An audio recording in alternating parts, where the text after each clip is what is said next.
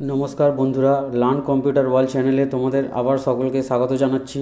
তো আজকের আমরা এক্সেলের কিছু বেসিক ফর্মুলা নিয়ে চলে এসেছি।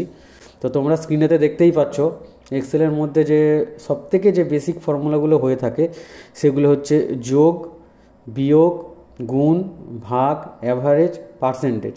তো এইগুলো আমরা আজকে শিখবো। এছাড়াও আরও নানা অনেক এক্সেলের ফর্মুলা হয়ে থাকে।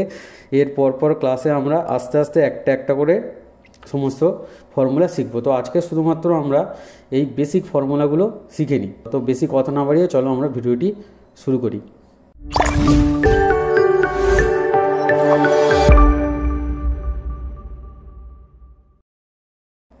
তো দেখো, প্রথমে আমাদেরকে এখানে যোগের কথা বলা হয়েছে, এখানে যোগ করতে বলা হয়েছে। এখানে কয়েকটা সংখ্যা আমাদের এখানে দেওয়া আছে, সেটাকে আমাকে অ্যাড করতে হবে, ঠিক আছে। তো এই যে সংখ্যাগুলো দেওয়া আছে, এই সংখ্যার যোগফলটা আমাকে এখানে করতে হবে। তো এখানে যোগফলের একটা বক্স দেওয়া আছে। এবারে ধরে নাও আমি নিচে একটা বক্স দিয়ে দিলাম, তার নিচে আমি আর একটা বক্স দিয়ে দিলাম। তো আমি যোগটা বিভিন্নভাবে দেখাবো, সেই জন্য আমি এতগুলো বক্স দিচ্ছি। তো দেখো, প্রথমে আমরা একভাবে যোগটা করে নিই। আচ্ছা দেখো, একটা কথা বলি, এক্সেলে যখন তোমরা কোনো রকম ক্যালকুলেশান করবে, যোগ করো, গুণ করো, বিয়োগ করো, ভাগ করো, যাই করো, এক্সেলে সমস্ত রকম ক্যালকুলেশান করার জন্য সেল অ্যাড্রেসটা কিন্তু মাস্ট। যেটা আমি তোমাদের আগের ক্লাসে সেল অ্যাড্রেসটা আমি শিখিয়ে দিয়েছি, কলাম ধরে এবং রো ধরে আমি সেল অ্যাড্রেস তোমাদেরকে বলে দিয়েছি যে এরকমভাবে পরপর কলাম যায়, এরকম রো যায়, যেখানে মিলিত হয় সেখানে সেল তৈরি হয়। তো এই সেলের প্রত্যেকটার অ্যাড্রেস থাকে এবং অ্যাড্রেস এইটা এখানে বলে দিয়েছি। তো এক্সেল হচ্ছে এই সংখ্যাগুলো, এক্সেলের মধ্যে প্রত্যেকটা সেলের মধ্যে যে সংখ্যাগুলো আছে, এই সংখ্যাগুলো ছেড়ে শুধুমাত্র এক্সেল এই সেল অ্যাড্রেসগুলোকে ধরেই কিন্তু যোগ করে দেয়, ঠিক আছে। তুমি যদি সংখ্যা পরিবর্তন করো তাহলে এক্সেল কিন্তু অ্যান্সারও পরিবর্তন করে দেবে। তাহলে এক্সেল মেন কোনগুলোকে দেখে? এক্সেল মেন দেখে সেল অ্যাড্রেসগুলোকে, যে কোন কোন সেলগুলোকে নিয়ে আমাকে কি করতে হবে সেটা এক্সেল দেখে। তো ধরে নাও আমাকে এটা যোগ করতে হবে। তো যোগের ফর্মুলা আমি লিখছি, তোমরা নোট করবে, খাতাতে নোট করবে। তো যোগের আমি ফর্মুলা লিখছি। দেখো, যোগ অনেক রকমভাবেই করা যায়। তো সব থেকে যেটা সহজ নিয়ম সেটা আমি তোমাদেরকে আগে শিখিয়ে দিচ্ছি। তো এক্সেলে যোগ করার জন্য প্রথমে ইকুয়াল টু সাইন দিতে হয়। শুধুমাত্র যোগ না, এক্সেলের যে কোনো ধরনের ক্যালকুলেশন করার জন্য ইকুয়াল টু সাইন কিন্তু মাস্ট। ইকুয়াল টু সাইন দিতে হয়, দেওয়ার পর এখানে লিখতে হবে সাম। দেখো, সাম ইকুয়াল টু সাইন দেওয়ার পর আমাদের এখানে লিখতে হবে সাম ফর্মুলা। সাম মানে হচ্ছে যোগ, যোগের ফর্মুলাটা হচ্ছে সাম। এবার করতে হবে কি, ব্র্যাকেট ওপেন। তাহলে ব্র্যাকেট ওপেন করে দিলাম। ব্র্যাকেট ওপেন করার পর এবারে দেখো এখানে একটা প্যারামিটার শো করছে, কি বলছে, নাম্বার 1, ঠিক আছে, নাম্বার 1। তো নাম্বার 1 মানে কোনটা? নাম্বার 1 মানে এখানে আমাদের উপরে যতগুলো নাম্বার আছে এইগুলোকে আমার কাউন্ট করবে। নাম্বার 1 মানে এইটা, নাম্বার 2 মানে এটা, নাম্বার 3 মানে এইটা, নাম্বার 4 মানে এটা। আমি একটা একটা করে সিলেক্ট করে কমা দিলে ও একটা একটা একটা করে ধরতে থাকবে।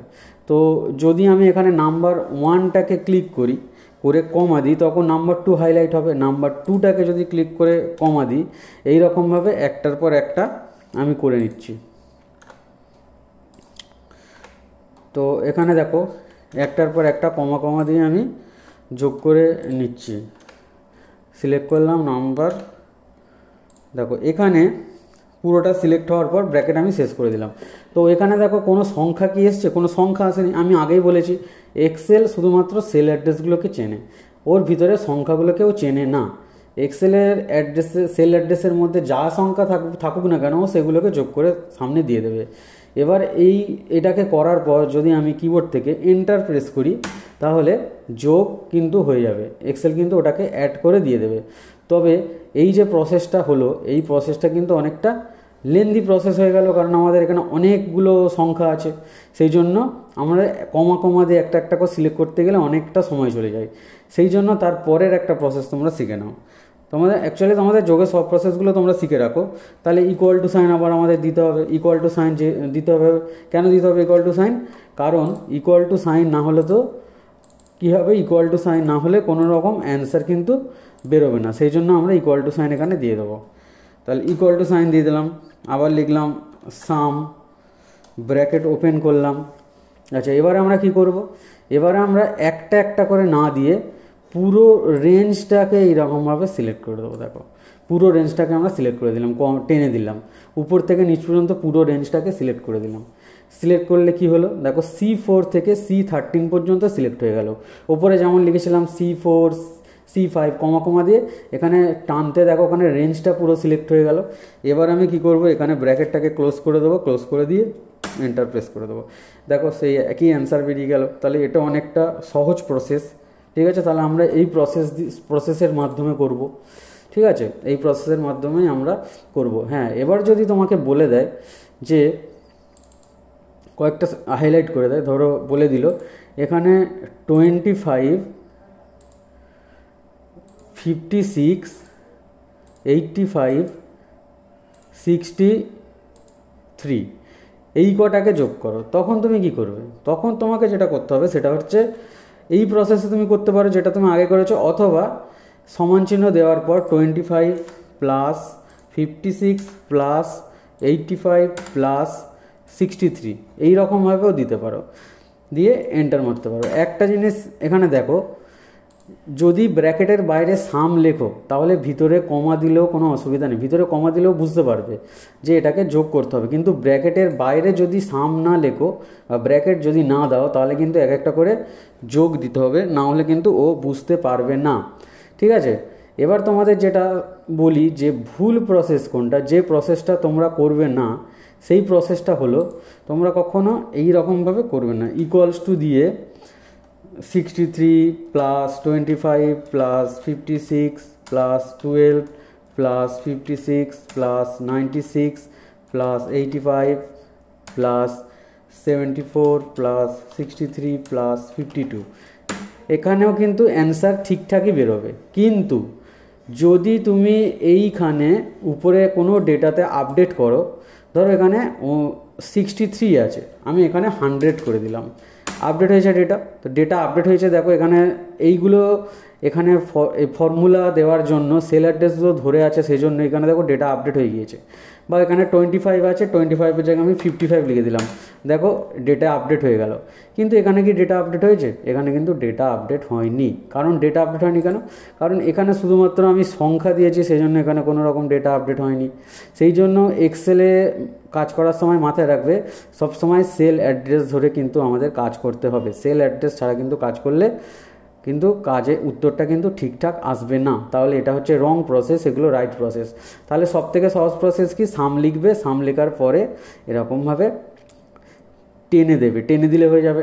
বা আরেকটা রকমভাবে তোমরা করতে পারো, ইকুয়ালস টু সাম লিখে দিলে, এবারে উপরের দিকে চলে গেলে ইকুয়ালস টু সাম দিয়ে ব্র্যাকেট ওপেন করো, করে যেদিকে তোমার সংখ্যা সেদিকে চলে যাবে, এরকমভাবে উপরের দিকে চলে যাও। চলে যাওয়ার পর শিফট চেপে ধরে আবার নিচের দিকে নেমে এসো, নিচের দিকে নেমে এসে ব্র্যাকেট ক্লোজ করো, করে এন্টার মেরে দাও, দিলেও দেখো অ্যান্সারটা ঠিক সেই রকমই বেরিয়ে গেল। তাহলে এটাই হয়ে গেল যোগ। এখন আমি আরেকটা জিনিস বলি যে এক্সেলে সমান চিহ্ন ছাড়াও তুমি যদি প্লাস সাইন দিয়েও সাম লেখো তাহলে কিন্তু অ্যান্সার বেরোবে। প্লাস সাইন দিয়েও তুমি ফর্মুলা শুরু করতে পারো। প্লাস সাইন দিয়ে আমি সাম লিখলাম, লিখে সবগুলোকে সিলেক্ট করে দিলাম, সিলেক্ট করে দিয়ে ব্র্যাকেট ক্লোজ করে দিলাম, করে দিয়ে এন্টার মেরে দিলাম, দেখো এখানেও অ্যান্সার বেরিয়ে গেল। তাহলে প্লাস সাইন দিয়েও তুমি কোনো ফর্মুলা শুরু করতে পারো, ইকুয়াল টু সাইন দিয়ে তুমি ফর্মুলা শুরু করতে পারো, ঠিক আছে। তো এই হলো যোগ। তো আশা করি যোগটা তোমরা বুঝতে পেরেছো। তাহলে যোগ যখন তোমরা করবে মাথায় রাখবে সাম কিন্তু লিখতেই হবে। সাম মানে এখানে যোগের ফর্মুলা সাম বোঝায়। আর যদি তোমরা সাম না লেখো তাহলে তোমাদের ওই সমান প্লাস প্লাস দিতে হবে। যদি তোমরা ব্র্যাকেটের বাইরে সাম লেখো তাহলে কমা কমা করে এরকম দিতে হবে।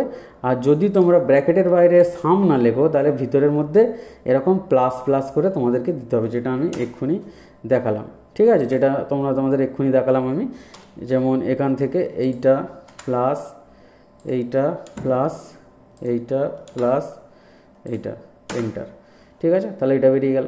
তাহলে আশা করি যোগটা তোমরা বুঝতে পেরেছো। আচ্ছা, এবার হচ্ছে মাইনাস, বিয়োগ। আচ্ছা, বিয়োগের ক্ষেত্রে বলি, বিয়োগটা খুবই সহজ। বিয়োগটা কিভাবে করতে হয়, এখানে এরকম সাম বা কোনো এরকম কিছু লিখতে হয় না। শুধুমাত্র বিয়োগ করার জন্য তোমরা কি করবে, সমান চিহ্ন দেবে, যেটা থেকে যেটা বিয়োগ করবে। ধরে নাও আমরা এইটা থেকে এটা বিয়োগ করছি, তাহলে এখানে আমি সিলেক্ট করলাম। তাহলে এখানে সিলেক্ট করতে কি উঠলো, এখানে E4, কারণ এটা E4-এ আছে।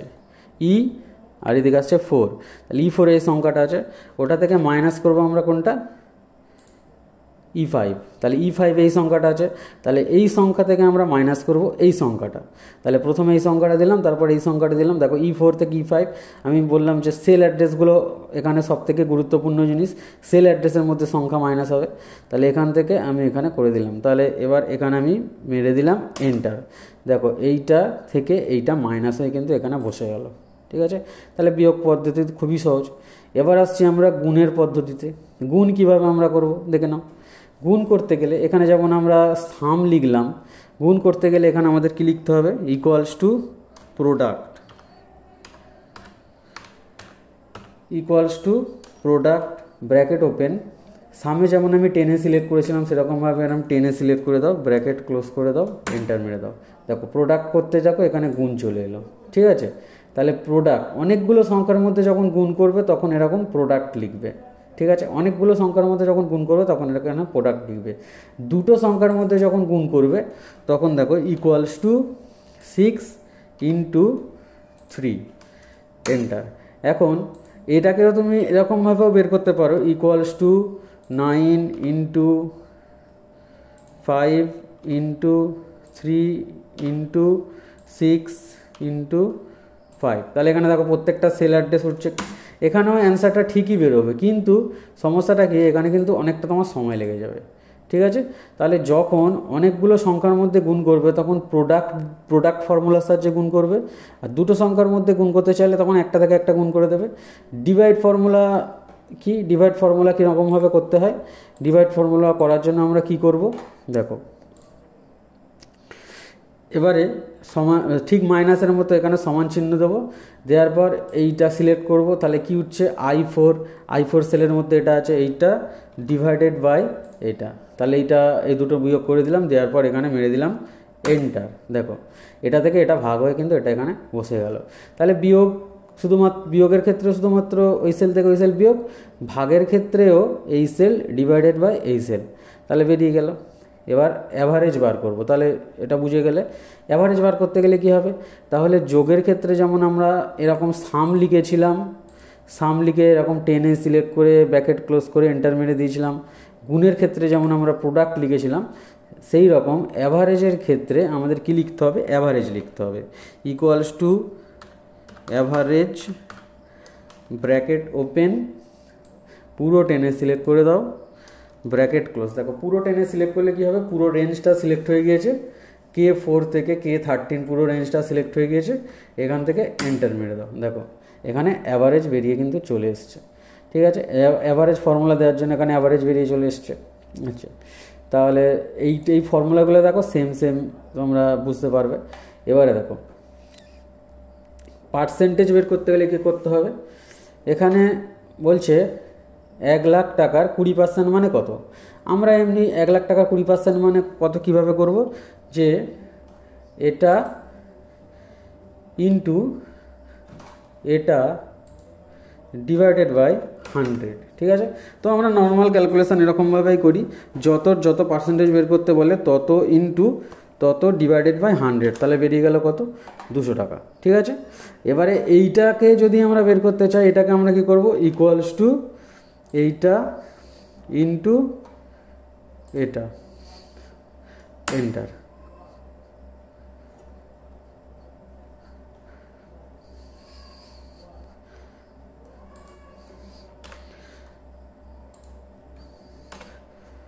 আচ্ছা, এবার আমরা এখানে 1 লাখ টাকার 20% আমরা বের করব, তো কিভাবে বের করব দেখে নাও, equals to 1 lakh into 20 divided by 100, এটা আমরা এমনি করে থাকি, 1 লাখ ইন্টু 20 ডিভাইডেড বাই 100 বললে দেখো এখানে 1 লাখ টাকার 20% বেরিয়ে গেল।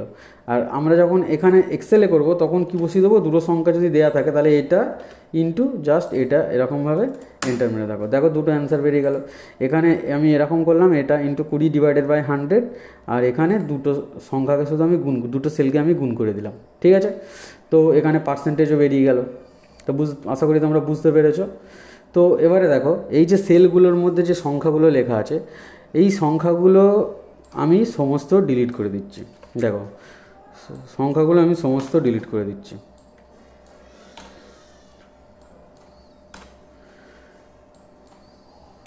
দেখো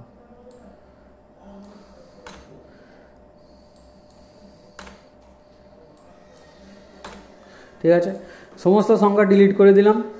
ঠিক আছে, কিন্তু দেখো আমার ফর্মুলা কিন্তু এখানে ঠিক সেই ফর্মুলায় কিন্তু এখানে লেগে আছে। আমি যে ফর্মুলার সাহায্যে অঙ্কগুলো করেছিলাম সেই ফর্মুলাগুলো কিন্তু সব কিন্তু এখানে ঠিকঠাক হয়ে আছে।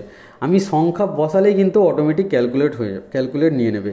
এটা এই কারণে এক্সেলে আমরা খুব সহজেই সব রকম ক্যালকুলেশান আমরা খুব সহজেই করে নিতে পারি। ঠিক আছে, তো দেখো এবার আমি এখানে সংখ্যা বসাতে থাকি, তোমরা দেখতে থাকো।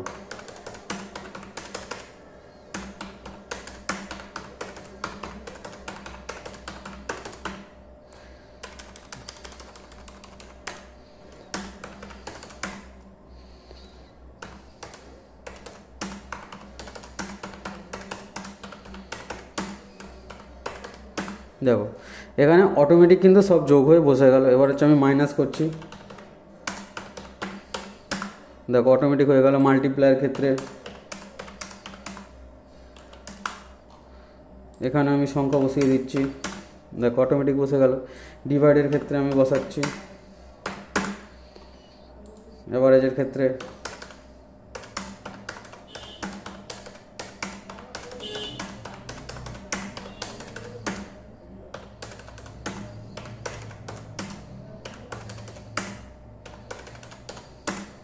দেখো, তাহলে অটোমেটিক দেখো এখানে সংখ্যাগুলো সব নিয়ে নিচ্ছে। আমি এবার এখান থেকে বসিয়ে দিচ্ছি।